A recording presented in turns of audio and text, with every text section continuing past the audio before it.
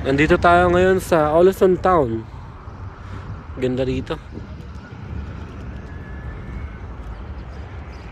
Ito yung mga sikat na nakikita nating pictures kapag mayroong mga postcard ng Norway tapos Olison. Yung mga building na yan na may mga kulay-kulay na yan. Karamihan dyan, hotel yung mga yan eh. Ganda nila tignan.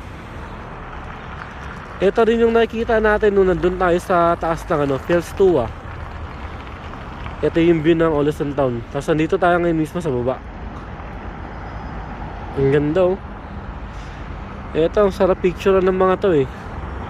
Ito mga building na yan eh. Ang sarap magpicturean dito. Lalo siguro kung mga photographer kayo, mag-i-enjoy kayo magpicturean dito sa town.